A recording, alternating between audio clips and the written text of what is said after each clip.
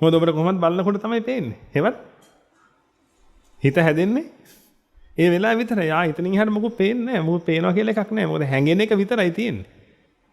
පේන දකින්න කියලා එකක් නැහැ. හැංගෙන එක විතරයි තියෙන්නේ. ඉතින් හැංගීමක් ජනිත වුණා නම් ඔන්න ජනිත වුණා.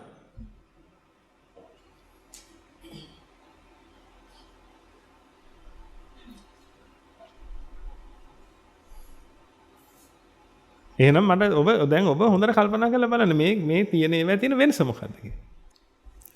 මේවා තියෙන විශේෂත්වය මොකක්ද කියලා. ඉතින් මේවට අහු වෙන්නේ ඇයි? ඉතින් අඩුම තරමේ පිළිතුරේ මේවා හිතනවා නම් ඔබ දැන් මේක හිතන්නේ නැතුව දැනුමේ විතරක් තියාගත්තට වැඩක් නැහැ. ඔබ මේක වඩන්න පටන් ගත්තා නම් පිළිතුරේ එතකොට ඔබට තේරෙන්නේ නැද්ද අයම්පිකෝ කායෝ ඒවං ධම්මෝ ඒවං භාවී ඒතං අනතීතෝති. ඔය අනතීතෝති. මම භාග්‍යතුන් වහන්සේ සතර සතිපට්ඨානේ නවසීවතිකේ දේශනාවේදී ওই කාරණා දේශනා කරලා තිනවා ඇටකටුත් එක ඒක මොනවා හරි මිනිහත් එක කියලා. ඔක මිනියට විතරක් කියපු කතාවක් නෙමෙයි මේක. ඔක මහා උත්තරීතර ධර්ම කාරණාවක් අපිට තේරෙන විදිහට. මේ හුදෙක මිනිහක් බලාගෙන කියන්න කියප එකක් නෙමෙයි. ඉතින් ඕක දැන් වැරදියට ගත්තොත් එහෙම කියනවා මේ මිනියයි මගේ කයයි අතර මේ මගේ කයත් මේ මිනිහ වගේම තමයි. කැඩිලා නැහිලා වෙනසිලා කුණු වෙලා යනවා.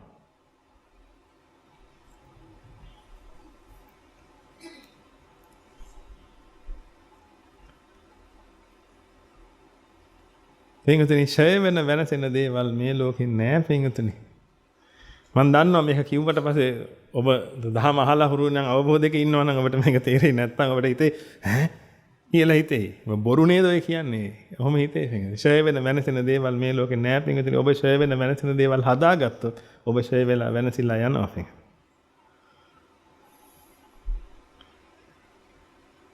විඳින්නාට දුක පනවන්නේ.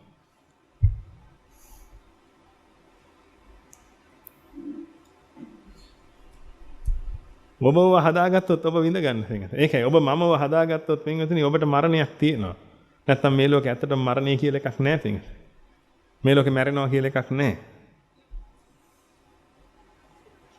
මැරෙන්න කලින් පින්වතුනි උපදිනවා කියලා එකක් නැහැ මේ ලෝකේ පින්වතුනි. ජාතිය කියන්නේ උපදිනවට නෙමෙයි පින්වතුනි.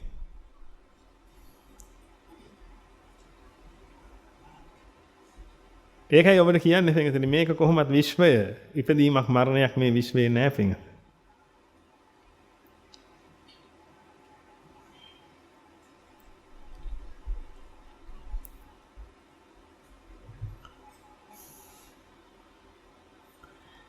අර ඉලෙක්ට්‍රෝනය ආයි පොඩ්ඩක් දාලා බලමු අපි ඉලෙක්ට්‍රෝනයක් උපදින වෙලාව ගැන මට පොඩ්ඩක් කියන්න. හඳහනක් හදමු ඉලෙක්ට්‍රෝනෙට. මෙන්න මේක උපදින වෙලාව කියන්නේ. ඉලෙක්ට්‍රෝනය උපදින වෙලාව කියන්නේ.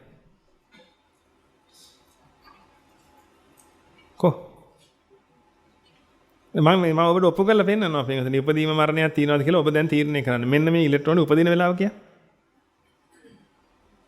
තර්කානුකූලව ගන්න එච්චරයි. උපදින වෙලාව සටහන් කරගන්න පුළුවන් ඔය ඉලෙක්ට්‍රෝනය උපදින වෙලාව.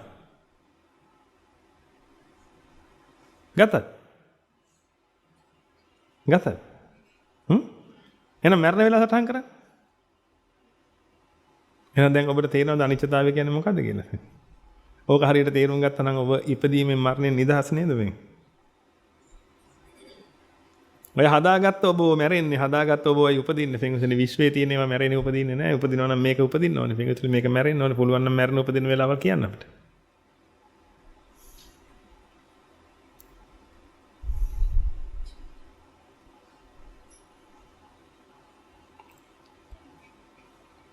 එන මැරෙන්න බයයි පින්වතුනි.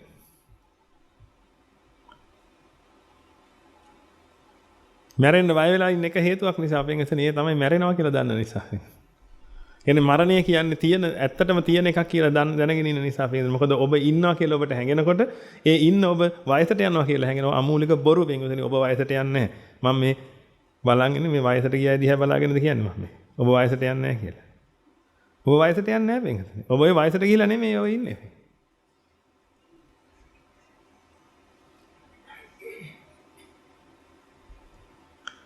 මට කියන්න මෙන්න මේක. ඔය සද්දේ වයසක සද්දයක්ද තරුණ සද්දයක්ද ලදරු සද්දයක්ද? මම කියන මේකයි මම කියන්නේ මේ කාරණා ඔක්කොම අවබෝධයෙන් කතා කරන එක නිසා මේ කියන හැම එකක්ම ඔප්පු කරලා පෙන්නනවා ඔබට. ඔය ආපු සද්දේ තරුණ සද්දයක්ද ලදරු සද්දයක්ද වයසක සද්දයක්ද? එහෙම එකක් නෑ නේද? එහෙනම් හිතමයි නේද? මෙතන නරියෙක් හිටියත්, කූඹියෙක් හිටියත්, අලියෙක් හිටියත්, දෙවියෙක් හිටියත්, භූතයෙක් හිටියත් ඔබ හිටියත්. ඔය සද්දෙමයි පෙන්ගතනේ. ඒකයි මේක හැමෝටම පොදු කාරණාවක්. ඔකට තමයි සුද්ධ හිත කියලා කියන්නේ. ජේසුස් වහන්සේ ඔකට කිව්වේ the kingdom of heaven කියලා පෙන්ගත.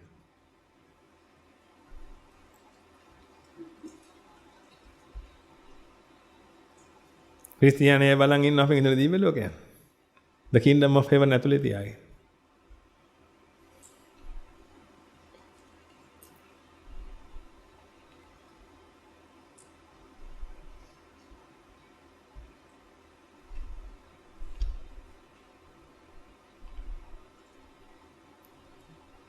ඕකට තමයි සුද්ධ හිත කියලා කියන්නේ. ඕකේ වයසට යාමක් නැහැ. වයසට යනවා නම් ඉලෙක්ට්‍රෝන වයසට යන්න ඕනේ. ඔය හිත කියන්නේ හේතුන් පටිච්ච සම්භූතා. ඔය ෆික්ස් එකක් නෙමෙයි. ඔක කැඩි කැඩි විදි විදි යන්න ෆෙඟට.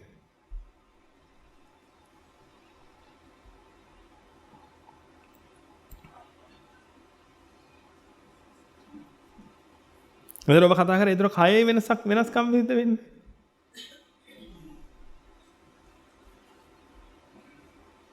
ඔබ මට ඔප්පු කරලා පෙන්නන්න වයසක කෙනෙක්ගේ ශරීරයේ තියෙන සෛලයක තියෙන ශක්තිය වයසයි කියලා.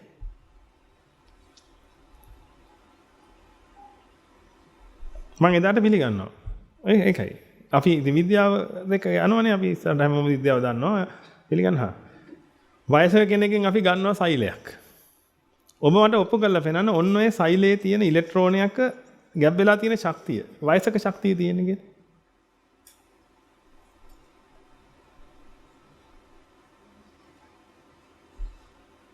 එම් බෑ නේද? වයසක ශක්තිය නෙමෙයි නේද තියෙන්නේ? ශක්තියමයි බැංගතන. ඒකට වයසක ශක්තියයි එහෙම එකක් නෑ.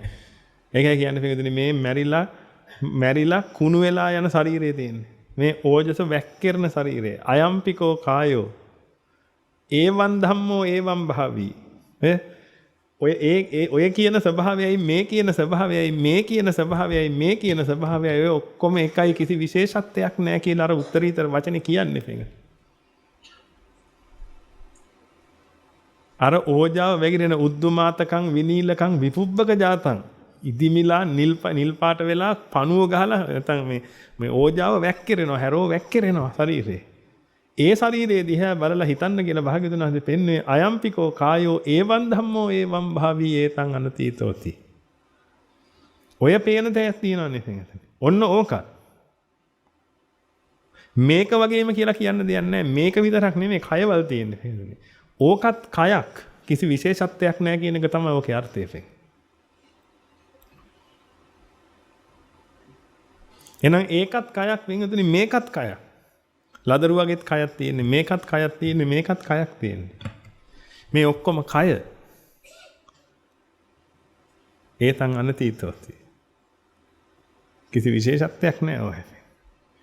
හරි අපි ගමු. කුණු වෙලා යන කයක් ගත්තා. ඔබගේ කය ගත්තා. ඒකෙන් වර්ණ ටික අයින් කරන්න. මොකද වර්ණ කියන්නේ කය නෙමෙයිනේ. වර්ණ කියන්නේ මොනවද? හිත. ශබ්ද හිත. ගන්ධ හිත. රස හිත. ස්පර්ශ හිත. ඒක ගැන හිතනේ ඒවා. හිත. දැන් ඔය කයවල දෙක ගැන කියන්න බලන්න. දැන් අර කතාව කියන්න බැරිද ඔබට? මොකද්ද? අයම්පිකෝ කායෝ ඒවං ධම්මෝ ඒවං භාවී ඒතං අනතීතෝති. ඒ ධර්මතාවයමයි ඒ ස්වභාවයමයි කිසි විශේෂත්වයක් නැහැ. මේ වස්තු දෙක අරන් කියන්න ඔය කතාව ආයිසර. හිත අයින් කරන්න. හිත මේක නෑනේ. හිත අයින් කරන්න. දැන් කියන්නේ අයම්පිකෝ කායෝ ඒවං ධම්මෝ ඒවං භාවී ඒතං අනතීතෝති. ඔය තියෙන හොඳ කර්මස්ථානයක් වඩන්න. කර්මස්ථානය කිව්වේ ඔය වචන ටිකද? ඔය වචන ටික ඇහෙනකොට මේවා පෙන්නකොට ඔබට ආපු අවබෝධයක් තියෙනවනේ. අන්න ඒක තමයි කර්මස්ථාන. කර්මස්ථානෙට වචන කීයක් තියෙනවද? කර්මස්ථානට වචන කීයක් තියෙනවද? කර්මස්ථාන වලට වචන නැහැ පින්වත. වචන කර්මස්ථාන වඩන්න කමක් නැහැ. වචන නැති කර්මස්ථානේ හැදිච්ච දවසට වැඩි.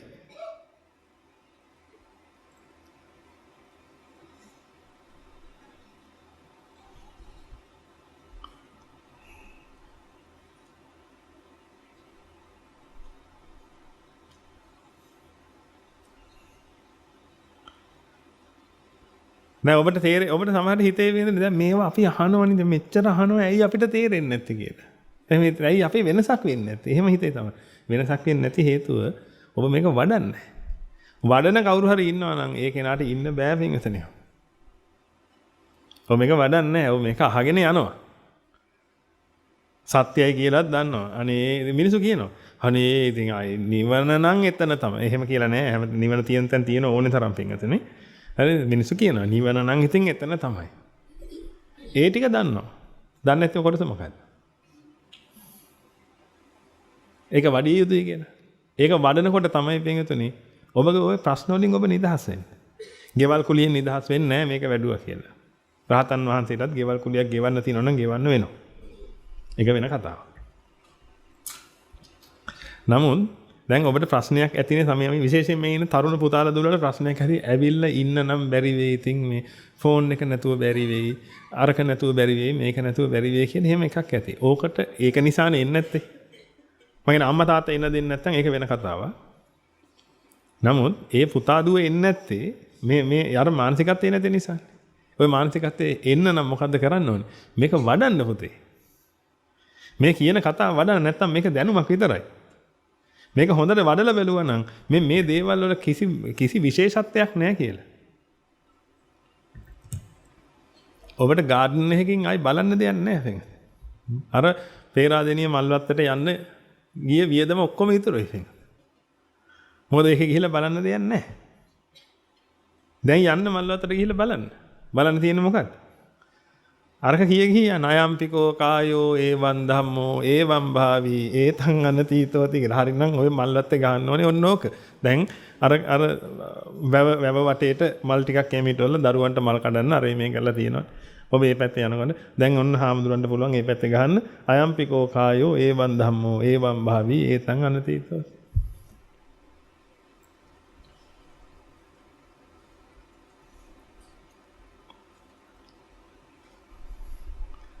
පාට මල් දකින්න හැම වෙලාවකම පින්විතනේ ඕක වඩන්න. ඔබ මල්වත් ඒ කියන්නේ ඔබගේ ගාඩන් එකේ මල් වවා ගන්න ඒක කිසි ගැටලුවක් නැහැ. ඇද්ද කැරලා බලන්න මේ මල් දිහා පින්විත. එතකොට ඔබට තේරෙයි. අයම්පිකෝ කායෝ ඒවං ධම්මෝ ඒවං භාවි ඒතං අනතීතෝති. ඔය දකින්නේ මොකද්ද මේ? හිත උදේ පාන්දර එළියට බහැලා දොර ඇරලා ගාඩන් එක දිහා බලන ඔබ දකින්නේ මොකද්ද? හිත.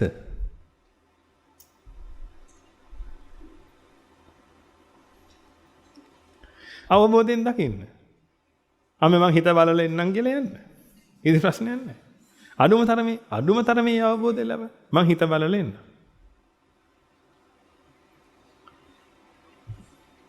ඒතර ලස්සන මල් ගහ දිහා බලන ඔබ ලස්සනයි කියනකොට මගේ හිත හරි ලස්සනයි. හිත ලස්සන නැහැ හිත පීඩාවෙන් තියෙන එකයි ලස්සන පේන්නේ. නමුත් ඔය හිත තමයි ලස්සනයි කියලා දැනෙන්නේ. ඒකයි. ඔය ලස්සන කියන අර්ථය ගන්නකො විතර තේරෙයි. මේ ලෝකේ ලස්සන ශබ්ද තියෙනවා ලස්සන ගන්ධ තියෙනවා ලස්සන රස ලස්සන රූප ලස්සන පහස. මොකද ඔය ලස්සන කියන්නේ? ලය ආස්වැසෙන. ආස්වැසිල්ලක් හම් වෙන රූප. දැන් ඔය රූපේ හැදුනේ කොහෙද? හිතේ. ආස්වැසිල්ල ආවේ කොහෙටද? හිතේ. මල මොකද්ද කලේ?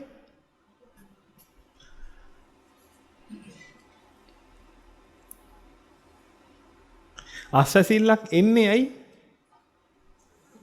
දැන් අස්වැසිල්ලක් කියන්නේ සැනසුමක් නේද? ඒ කියපු වචන වලින් මට හරි අස්වැසිල්ලක් ලැබුණා. එහෙනම් වචන කියන්න කලින් මොකක් වෙලා තිබිලා තියෙන්නේ? පීඩාවක්. එහෙනම් අස්වැසිල්ලක් තියෙන තැන පීඩාවක් තියෙනවා කියලා දන්නව නේද ඔබ? එහෙනම් දැන් මට කියන්න පීඩාවක් තිබ්බේ කොහෙද? හිතේ. පාට හැදුනේ කොහෙද? හිතේ. අස්වැසිල්ලක් ලැබුණේ කොහෙද? හිතේ. මල මොකද්ද කලේ? කරපු දෙයක් නෑ. ඉතින් මල කියන්නේ පින්වතුනි ශක්තිය. එතකොට එතන වද මල තිබුණා, අතන අර්ලිය මල තිබුණා. ඕකට වද මල කියනවා කෙනෙක්, අරකට අර්ලිය මල කියනවා තව කෙනෙක්. නමුත් ඔය දෙකම මොකක්ද? ඒවට නම් දැම්මට කමක් නැහැ පින්වතුනි. අවබෝධයෙන් කියන්නේ ඒවා. වද මලට වද මල කිව්වා කියලා ප්‍රශ්නයක් වෙන්නේ නැහැ. නමුත් වද මල කියන්නේ මොකක්ද කියන එක අවබෝධයට ගන්න.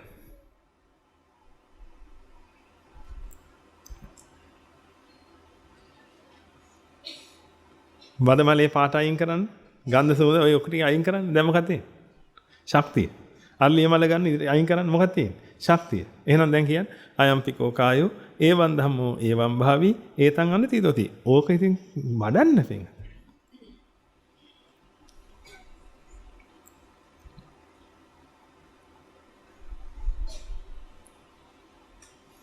ඕක වඩනකොට පින්විතන ඔය අප්‍රියාව නැති වෙලා යනවා.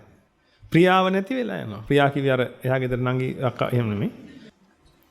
ප්‍රියතාවය කියන එක නැති වෙලා යනවා පින්විතන. ප්‍රිය මధుරතාවය නැති වෙලා යනවා. අප්‍රිය අමధుරතාවය නැති වෙලා යනවා පින්විතන. හිත උපේක්ෂාවේ පිහිටනවා.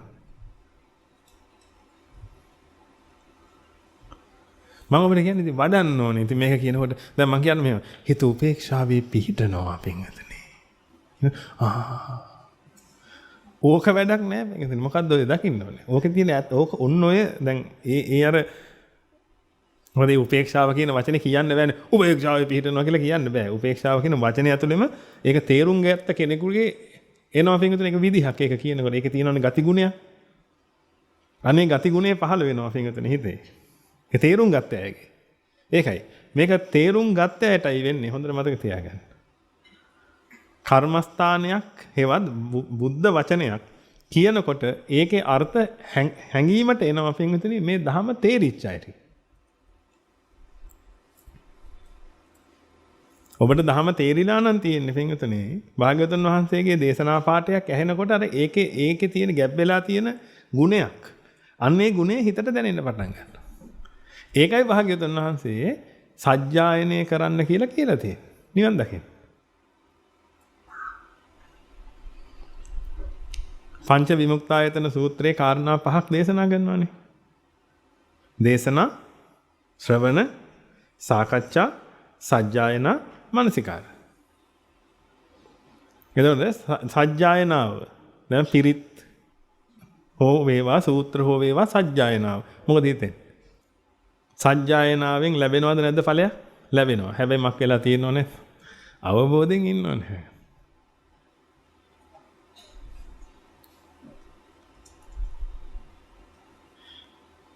එන අවබෝධයටපත් වෙලා ඉන්න ඕනේ. එන අනුම සෝතාපන්න ඵලයේ පිහිටලා ඉන්න ඕනේ. නැත්තම් ඉතින් විමුක්තායතන වැඩක් නැහැ නේ මේකෙතනේ. විමුක්තායතන ඕනේ වෙන්නේ පින්විතනේ සෝතාපන්න ඵලයටපත් වෙච්ච කෙනා.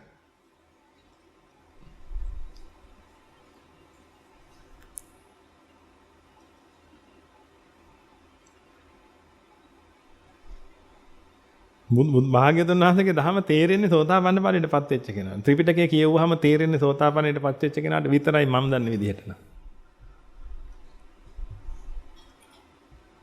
ඒක ඔබ හිතන්නේ හැමෝම සෝතාපන්න ඵලයටපත් වෙලා ඉන්නේ කියලා. එතකොට හරි. ඔබ හැරෙන්න. ඔබ දාගන්න එපා ඒකට. ඒකට කඩිනම් වෙන්න එපා. සෝතාපන්න ඵලයටපත් වෙලා හිටියක් කමන්නේ. හිතා ඉන්නේ මං බණ අහනවා තව අහනවා මරණකම මං සෝතාපන්න වෙනවා. මං නම් එහෙමයි මරණකම සෝතාපන්න වෙන්න තමයි ඉන්නේ.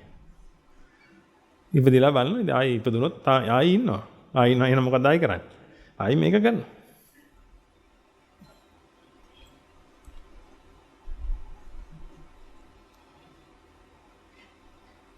එහෙනම් අර කියන්නගේ කාරණාව තමයි උපේක්ෂාවටපත් වෙනවා. ඒ උපේක්ෂාව කියන වචනය ඇතුළෙම තියෙනවා මහා ගුණයක් ගැබ් වෙලා. අනේ උපේක්ෂාවේ හිත පිහිටනවා පින්වතුනි. අප්‍රිය අමధుර දේවල් හැංගෙන්නේ නැතුව යනවා. ප්‍රිය මధుර දේවල් හැංගෙන්නේ නැතුව යනවා. මොකද දැන් මට කියන්නේ එහෙනම් ප්‍රිය මధుරතාවය තියෙන්නේ රෝසමලේද හිතේද? ඒකයි පින්වතුනි. ප්‍රිය මధుරතාවය කියන එක මේ ලෝකේ නෑ පින්වතුනි. ප්‍රිය මధుරතාවයේ තියෙන්නේ හිතේ පින්වතුනි. අන්නේ ප්‍රිය මధుරතාවයේ තමයි තණ්හාව උපදින්නේ, තණ්හාව පවතින්නේ. ඒ ප්‍රිය මధుරතාවය හටගන්නේ හිතේ පින්වතුනි. වර්ණයක්වත් හටගන්නේ නැත්නම් මේකේ වර්ණයක්වත් නැත්නම් පින්විතනි හිත මේක දන්නේවත් නැත්නම් පින්විතනි මේකේ කොහෙද ප්‍රියමధుරතාවය ඇත්තේ? මේක බලලා මට කියන්න මේක ප්‍රියයිද මధుරයිද ඔබට? පේන එක නෙමෙයි, පේන්නේ නැති එක. ප්‍රිය මధుරයිද මොකද හිතන්නේ? පේන්නේ නැති එක ගැන කියන්නේ. මේ ශක්තිය. නෑ එහෙනම් මේ වස්තුව කියන්නේ ශක්තියනේ. ඔබට පේනව නිල්. ඒවත් හිත. ඔන්න ඔතන පින්වදිනේ ප්‍රිය මధుරතාව හට ගන්නවා අවිද්‍යාව තෘෂ්ණාව නිසා. අවිද්‍යාව නිසා. අවිද්‍යාව නිසා ප්‍රිය මధుරතාවය හට ගන්නවා. ප්‍රිය මధుරතාවය නිසා තණ්හාව හට ගන්නවා. ඒකයි භාග්‍යවතුන් වහන්සේ දේශනා කරන්නේ යන් ලෝකේ ප්‍රිය රූපං සාද රූපං එත්තේසා තණ්හා uppajjamana uppajjati එත්ත නිවිසමානා නිවිසති. ඒ විතරක් නෙමෙයි. එත්ත නිරුජ්ජමානා නිරුජ්ජති. නිරුද්ධ වීමත් වෙන්නේ කොතනද? එතනමයි වෙන්නේ. ඒක නිසා තණ්හාව මෙතන උපදින්නෙත් නැහැ. මෙතන පවතින්නෙත් නැහැ. මෙතන නිරුද්ධ වෙන්නෙත් නැහැ වෙන්නේ. තණ්හාව උපදින්නේ හිතේමයි. පවතිනවා නම් පවතින්නෙත් හිතේමයි. නිරුද්ධ වෙන්නෙත් හිතේමයි වෙන්නේ.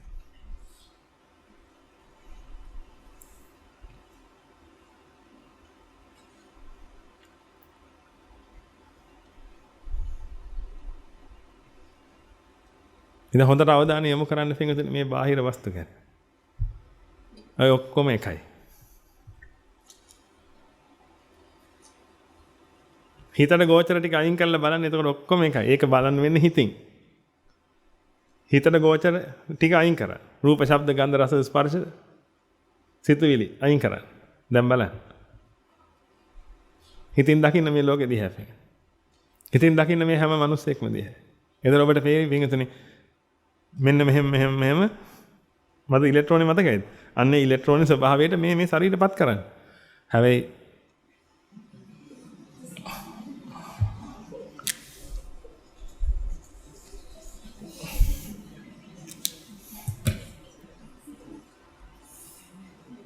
මතකයිනේ 166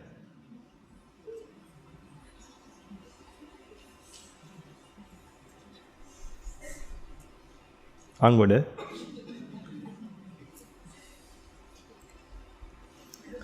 එහෙනම් ඔබට මිනිස්සු එහෙම පේන්න ගත්තොත් එහෙම පින්වතුනි මෙහෙම ඉන්නකොට මිනිස්සුන්ව පේනවා මෙහෙම වෙවි පේනවා දැන් ගැස්සිලා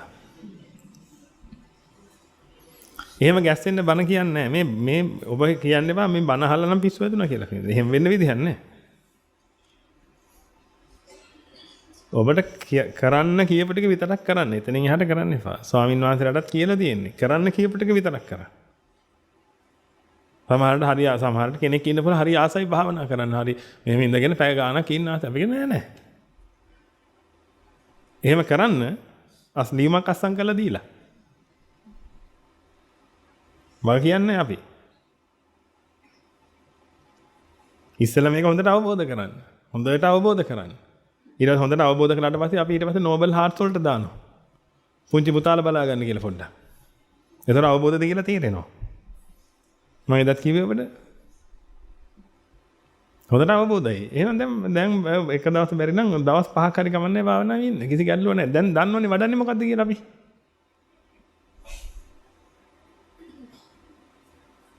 නැත්නම් හිත කියන්නේ මහා දරුණු ආයුධයක් වෙන. ඒක කාටවත් පේන්නේත් නැහැ.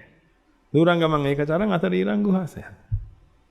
කාටවත් පේන්නේ නැහැ කවුරුත් දන්නේ නැහැ මොකද්ද වෙන්නේ කියලා පිළිදෙන පිස්සු හැදුනාම ඉතින් පිස්සු හැදුනේ මේ කියලා ඉන්න තියෙන්නේ. ඒක වෙන කරන්න දෙයක් නැහැ.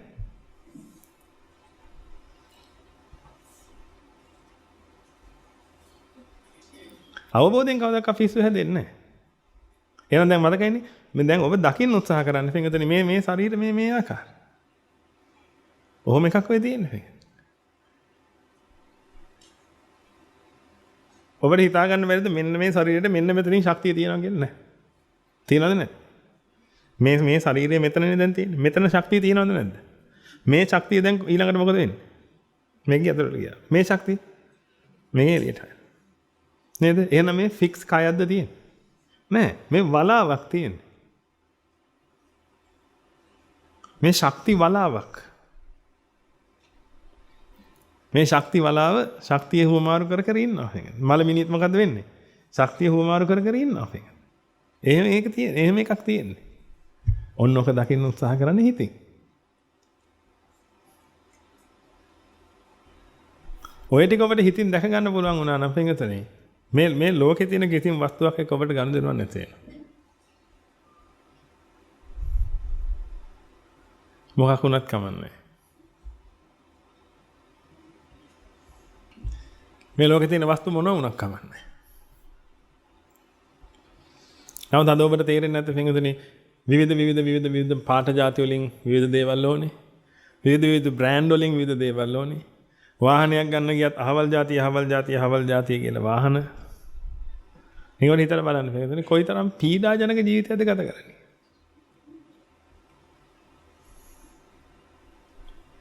ඒකට ප්‍රධාන හේතුව පින්වතුනි ඔබ මේ ලෝකේ ඔබ තරයේ විශ්වාස කරන දෙයක් තියෙනවා. පින්වතුනි මේ ලෝකේ මේ වස්තු වල තමයි ඔය සතුට තියෙන්නේ කියලා, ආස්වාද තියෙන්නේ කියලා. ඒක ඔබ දැක්ක ගමන් කියන්නේ පින්වතුනි හරි ලස්සනයි ඒක කියලා.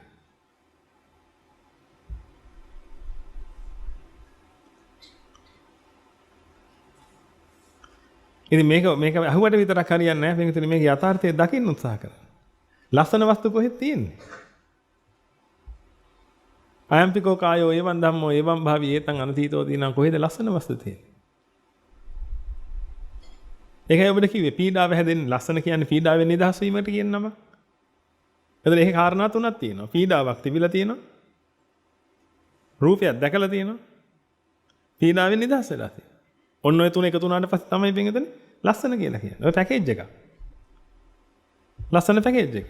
එතකොට පීඩාව තිබුණෙත් හිතේ රූපය හැදුනෙත් හිතේ පීඩාවෙන් නිදහස් වුණෙත් හිතේ ඔය තුනම හිතේ තියෙන්නේ. ඔය තුනම හිතේ නම් තියෙන්නේ පින්වතුනි. මේ වස්තු වලට මොකද ඇයි ලස්සනයි කියන්නේ? එහෙනම් අද ඉඳලා පුළුවන් නම් වස්තු වලට ලස්සනයි කියන්න එපා. ඔබ තේරුම් ගන්න. පින්වතුනි ඔබ බය වෙන්න ඕනේ. ඒකයි මම කියන්නේ ඔබයි අපි අතර තියෙන වෙනස. මේ අපි ඔබව දකිද්දි පුරුෂයෙක්ව දකිද්දි ඒ පුරුෂයා ලස්සනයි කියලා හිතුනොත් ස්ත්‍රියාවක් දකිද්දි ලස්සනයි කියලා හිතුනොත් දරුවෙක් දකිද්දි ලස්සනයි කියලා හිතුනොත් පින්වතුනි අපි නම් මග වඩනවා. ඒ කියන්නේ මහා සෝනා දැක්කම නූල් බඳින්න මිනිස්සු. අන්න ඒ වගේ පින්වතුනි ඔබ ලස්සනයි කියලා අපිට හිතුණා. අපි මග වඩනවා පින්වතුනි. එහෙම නැත්නම් ඒ භාග්‍යවතුන් වහන්සේගේ ශ්‍රාවකෙක් වෙන්න විදිහක් නැහැ.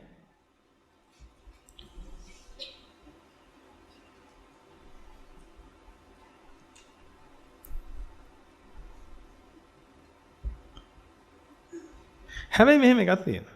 ඔය කියන ලස්සන තියෙන්නේ ඔය මූණේ නම්.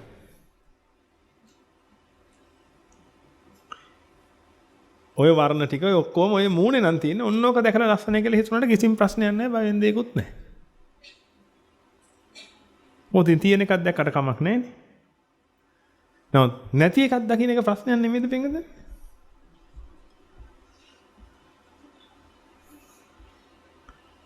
ඒ කියන්නේ ඔබගේ දරුවා සුපර්මෑන් එක කතා කරනවා.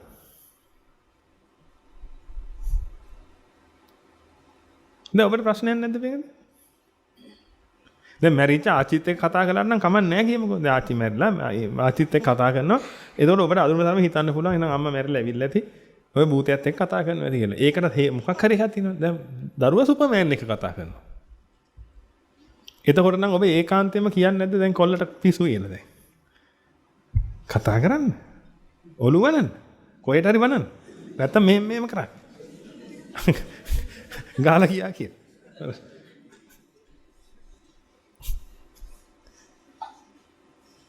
මොකද කියන්නේ? ඔබ තීරණයක් ගන්න නැද්ද දරුවට පිස්සු කියලා? ඉතින් ඒක තමයි. මොකද හේතුව සුපර්මෑන් කියලා එකක් ලෝකේ නැහැනේ. සුපර්මෑන් එක දරුවා කතා කරනවා නම් ඒ පිස්සුනේ. එහෙනම් නැති එකක් එක කතා කරනවා කියන්නේ පිස්සුනේ. එහෙනම් ලස්සන කියන එක ඔබට මේ වස්තු වල පේනවා නම් පිස්සුද නැද්ද? ඒකයි මග වඩන්න ඕනේ පින්වත්නි. මොකද ඒකට අංගොඩ ගිහිල්ලා වැඩක් නැහැ. ඒකට මෙහෙ එන්න ඕනේ. ඒකයි මම ඔබට කියන්නේ මේ ඉන්න පුතාලා දුවලට තියෙනවා නම් ප්‍රශ්නයක් ලස්සන පේනවා නම් මේ ලෝකේ පුතේ පිස්සු. ඕනෝකට වේද ගන්න. ඔය ලස්සන පේන නිසා තමයි අන්තිමට ඒකුන් පස්සේ යන්නේ. අන්තිමට ඇසිඩ් පාරවල් ගහගන්නේ. අන්තිමට මිනි මරා ගන්නේ. කතාද බැඳලා මිනි මරා ගන්නේ. ළමයි අනාථ කරලා දාන්නේ. ඔය ඔක්කොම මොකකින්ද දෙන්නේ? ලස්සන දැකලා.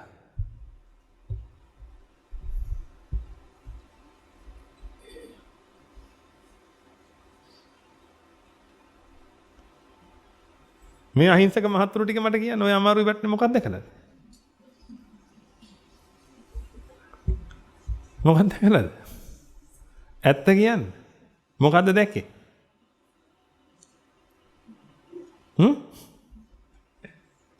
එච්චරට අමාරු වැටලා තියෙන සද්දයක් නැහැ.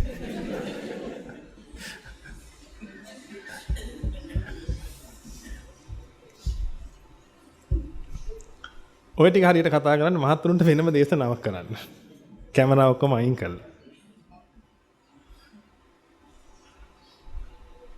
මේ නෝනල මට කියන්න. ඔය අමාරුයි වැටුනේ මොකකින්ද? මොකද්ද දැක්කේ?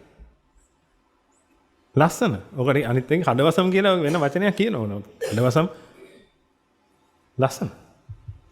ඒක දැක්කේ. ඔබ කියන්නේ මම එයාගේ මූණේ ලස්සන නෙමෙයි දැක්කේ. මම එයාගේ හිතේ ලස්සන. ඒක ඊට වඩා ලොකු බොරුවක්. මූණේ ලස්සන නම් තව දැක්කත් කමන්නේ. තව හිතෙත් ලස්සන දැකලා. එහෙනම් දැන් ඔබ කල්පනාවට අරන් කියන්න මට. ඔය ලස්සන දැක්ක එක නෙමෙයිද ප්‍රශ්නේ උනේ. ඒ ලස්සන කිව්වේ පින්වතුනි අර ප්‍රියමధుරතාවේ. අර ආස්වාදයක් ආවා පින්වතුනි. පෙලීමෙන් නිදහස් වුණා. ලස්සනක් කියලා ලස්සනක් කිව්වේ තිබිච්ච මොකුත් නෙමෙයි පින්වතුනි. අර මිරිකිලා තිබිච්ච එකක්. මේක මෙන්න මෙහෙම මිරිකිලා තිබිලා මේක නිදහස් වෙනකොට මේකට උනත් හිතක් තිබුණා නම් දැනේ නේද පින්වතුනි 아무තු නිදහසක්. ඕද නැද්ද? මේක මෙහෙම මිරිකිලා තිබිලා මේක මෙහෙම නිදහස් වෙනකොට අතපය දිග අර ගන්නකොට අර හිර වෙච්ච බස් එක ගිහිල්ලා බිමට බහැලා එහෙම ඔබ දැනනව නේද 아무තු නිදහසක් වෙන්නේ. අන්න එහෙම. හිතට අන්න එහෙම එකක් එන්නේ පින්වතුනි. හිතට දැඩි පීඩනයක් තියෙන්නේ පින්වතුනි. තණ්හාව හැදුනට පස්සේ. ඒක තමයි පීඩාව කියලා කියන්නේ. අන්නේ පීඩාව හැදිලා පින්වතුනි මේ පීඩාවෙන් නිදහස් වෙනවා.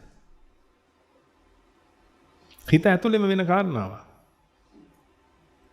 පීඩාව හැදීම, රූපයක් පෙනීම, පීඩාවෙන් නිදහස් වීම. ඔය පැකේජ් එකම හිතේ සිද්ධ වෙනවා.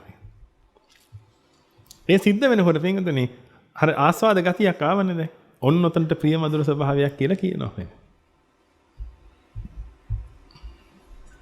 ඔය හිතම තමයි ආයේ ප්‍රියමధుර ස්වභාවයට යන්නේ පින්වතුනි. අන්නේ කියන ප්‍රියමధుර ස්වභාවයට හිත හා වෙනවා. දැන් තණ්හාව උපදිලා තියෙන. හිත හා වෙනවා කියන්නේ මොකක් වෙනවද? හිත සම්බන්ධ වෙනවා.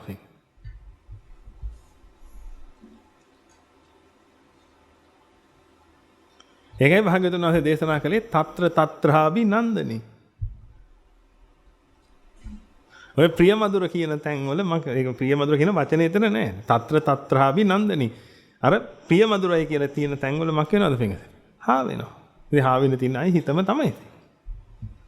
අර ප්‍රියමధుරතාවයට හා වෙනවා.